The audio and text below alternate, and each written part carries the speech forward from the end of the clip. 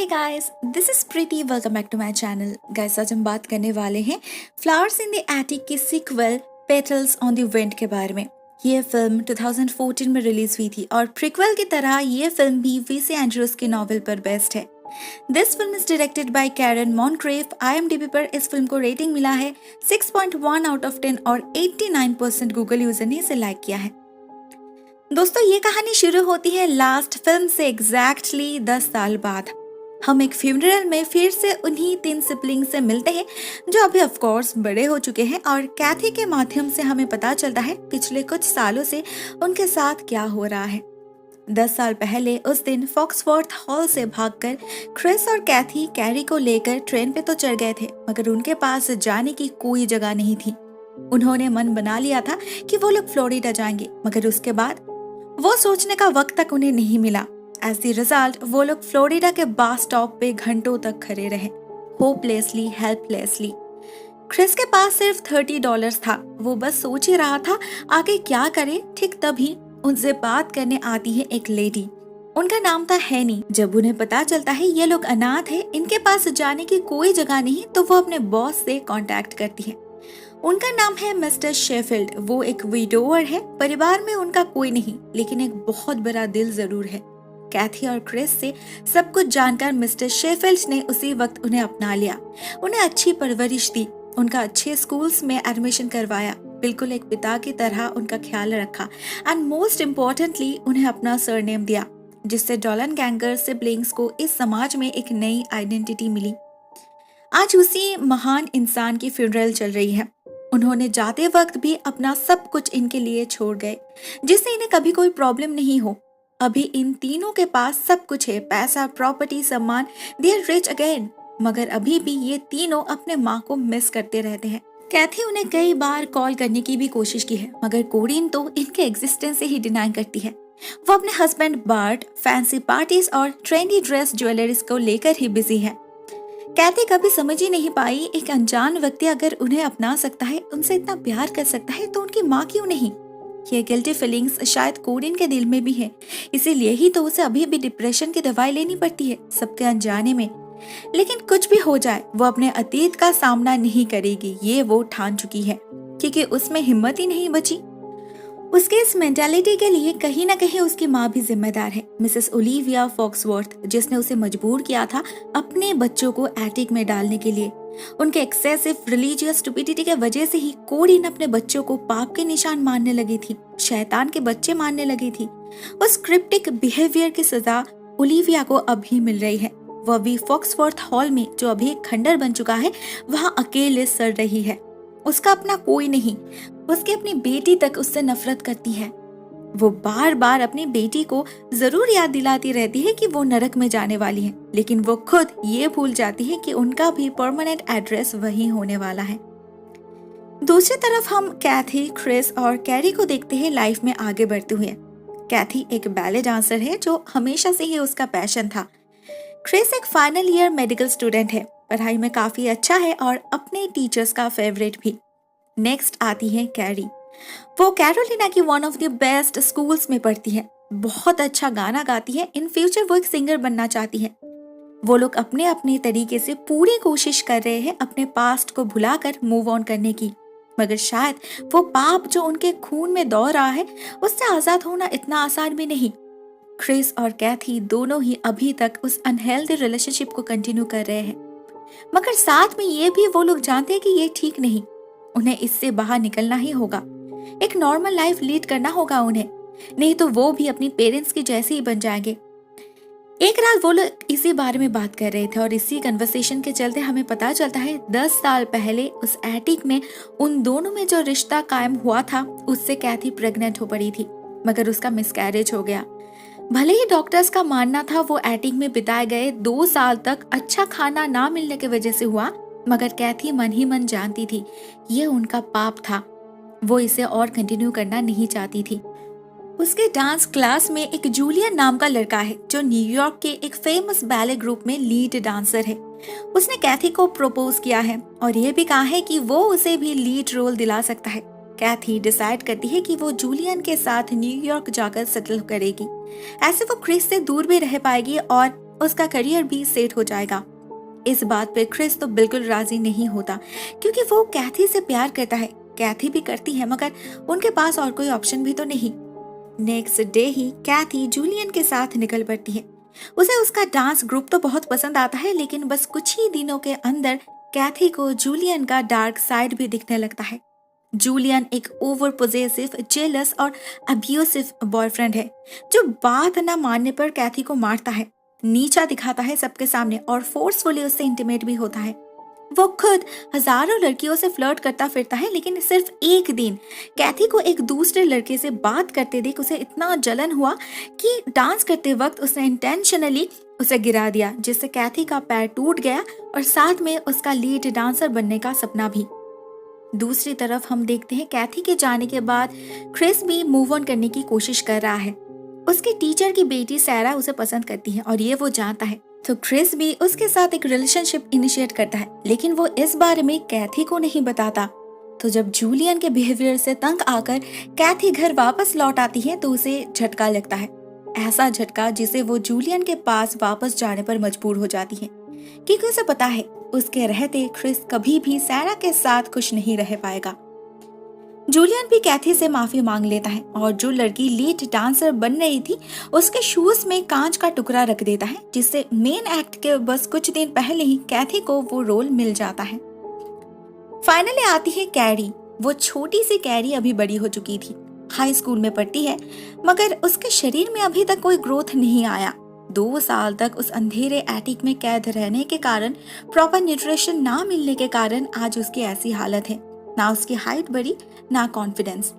उसके क्लासमेट्स उसे इस बात पे हमेशा चिढ़ाते रहते हैं, उसका मजाक उड़ाते हैं। तो इस सब से आजादी पाने के लिए कैरी न्यूयॉर्क भागती है कैथी के पास, उसके साथ रहने के लिए। इसमें जूलियन को कोई प्रॉब्लम नहीं थी, तो कैथी भी मान जाती है। सब कुछ जैसे ठीक हो रहा था धीरे धीरे। कोई 100% खुश तो नहीं था, मगर कोशिश पूरी थी उनकी। क्रिस भी धीरे धीरे सैरा के साथ सेटल्ड हो रहा था। देखते देखते मेन एक्ट का दिन आ जाता है। क्रिस न्यूयॉर्क जा पहुंचता है कैथी को चीयर अप करने के लिए, मगर उसे कुछ और भी एक्सपीरियंस करना पड़ता है।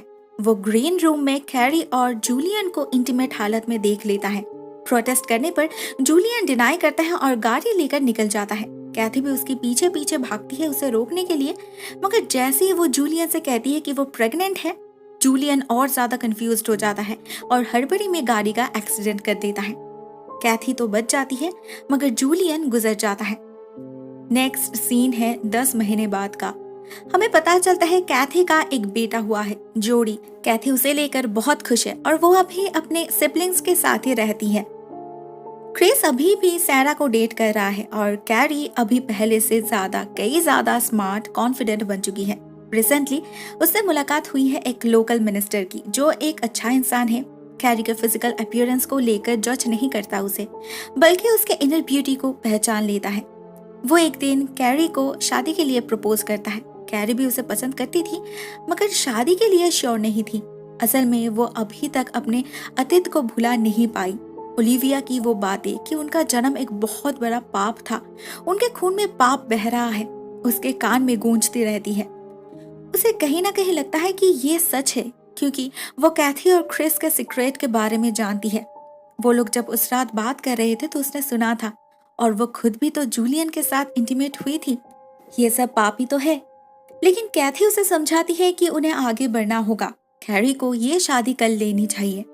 कैरी राजी हो जाती है, लेकिन उसके सिर्फ एक ही ख्वाहिश है कि उसके शादी में उसकी माँ कोरीन आए। इतने सालों में इतना कुछ हो गया, मगर कैरी ने कभी अपने माँ को नहीं भूली। कोरीन एक सोशलाइट है, न्यूज़पेपर मैगजीन पर उसके अपडेट्स आते ही रहते हैं। कैरी उन्हें रेगुलरली फॉलो करती रहती है। उसे ये भी पता है कि वो रिसेंटली अपने पिता का मैंशन फॉक्सफोर्थ हॉल को रेनोवेट कर रही है। इवन उस एटिक को भी हमेशा हमेशा के लिए सील कर रही है, जिससे कभी किसी को उसके करतूतों के बारे में पता ना चले। लेकिन एक दिन खुद उसका अतीत ही चलकर उससे मिलने आता है। कैरी आती है अपने माँ से मिलने, उसे अपने शादी में इनवाइट करने, लेकिन कोरीन फिर से एक बार उसे ठुकरा देती है। सबके सामने उसे पहचानने से ही इनकार कर देती है। कैरी ये गम बर्दाश्त नहीं कर पाती। बचपन से वो अपने माँ के पास जाने के लिए तरसती रही, इतना कुछ करने के बाद भी वो कोरिन से प्यार करती रही, लेकिन कोरिन कभी उसे एक्सेप्ट ही नहीं की। तो कैरी भी पॉइजन कोटेड डोनट्स खाकर सुसाइड कर लेती है, बिल्कुल उसी तरह जैसे कभी उसकी माँ उन्हें मारना चाहती थी।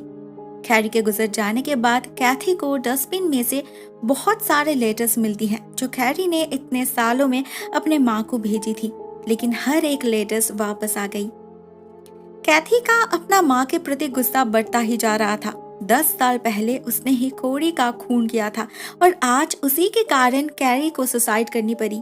ये भी तो खून ही है। नफरत तो कैथी पहले ही करती थी, अभी वो डिसाइड करती है कि वो चुप और नहीं बैठेगी, अपने माँ से बदला वो लेके रहेगी।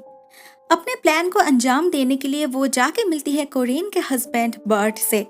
कोरिन अपनी खुशी को लेकर इतना ज्यादा बिजी रहती है कि वो बार्ट को भी वक्त नहीं देती, ना उससे प्यार जताती है।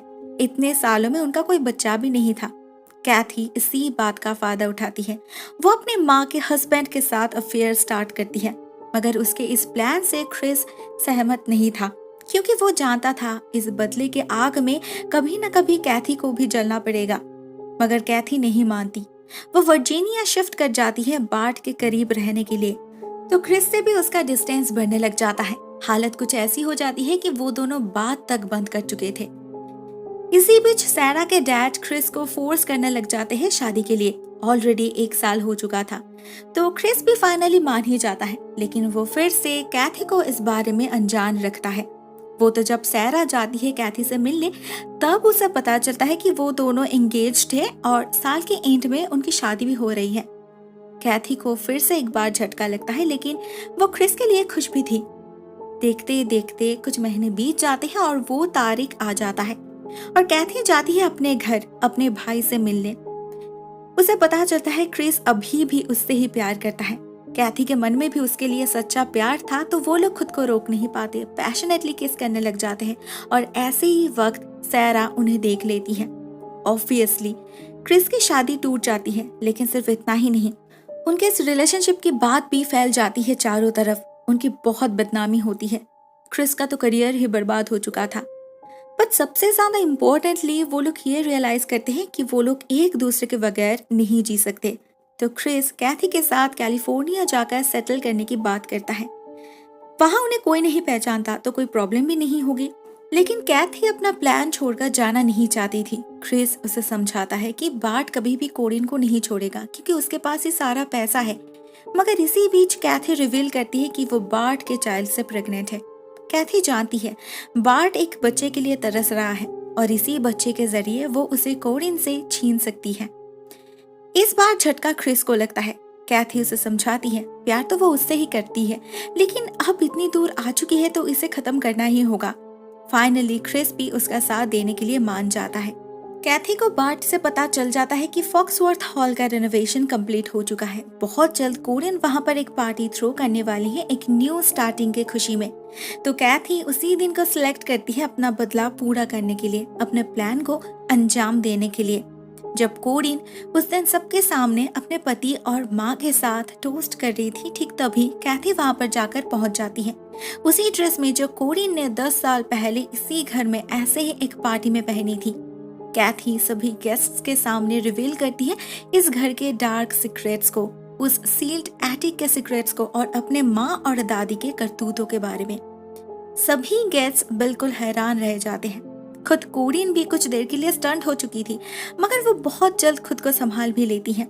एज यूजुअल सारी बातों को डिनाई करती है, अपने माँ से सपोर्ट मांगती है, मगर इस बार ओलिविया उसे और सपोर्ट नहीं करती। शायद वो भी जानती थी कि उनका पाप का घड़ा भर चुका है, तो वो खुद कन्फेस कर लेती है और कोरिन को भी करने के लिए कहती है। कोरिन करती भी वैसी ही है, लेकिन जब कोरिन बार्ट को लेकर निकल जाने की कोशिश करती है, तब जाके कैथी अपने प्रेगनेंसी के बारे में रिवील करती है। इतना सब कुछ बार्ट के लिए भी अनएक्सपेक्टेड था। वो समझ चुका था कि कैथी ने सिर्फ उसे यूज किया है अपने प्लान को अंजाम देने के लिए, तो वो बहुत ही ज्यादा टूट चुका था। उधर कोरिन जाती है अपने माँ के पास। इतना सब कुछ करने के बाद भी उसे लग रहा था कि उसने तो कुछ किया ही नहीं।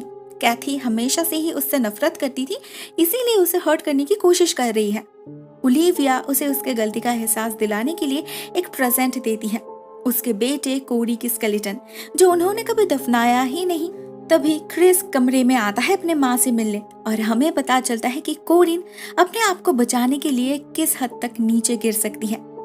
वो क्रिस को लेकर पेंसिल्वेनिया भागने की बात करती है, अपने बेटे को लेकर घर बसाने की बात करती है। क्रिस को तो अपने माँ से ही घिन आ रही थी, मगर ओलिविया बिल्कुल भी शॉक्ड नहीं लग रही थी। वो कोरिन को जानती है, पहले वो अपने पिता को भी ऐसे ही झांसे में फंसा कर रखती थी।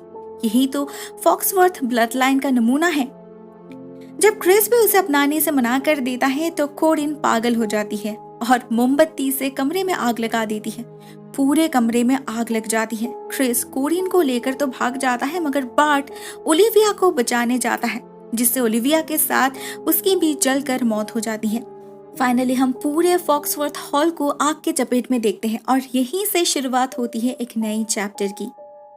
6 साल बाद हम क्रिस एंड कैथी को देखते हैं, कैथी के दोनों बेटे जोडी एंड बर्ट जूनियर के साथ। एज प्लान्ड बिफोर वो लोग कैलिफोर्निया जाकर सेटल्ड हो चुके हैं एज अ फैमिली, लौट चुके हैं अपने पुराने सरनेम में। तो अभी क्रिस एंड कैथी की नई आइडेंटिटी है मिस्टर एंड मिसेस डॉलन गैंगर।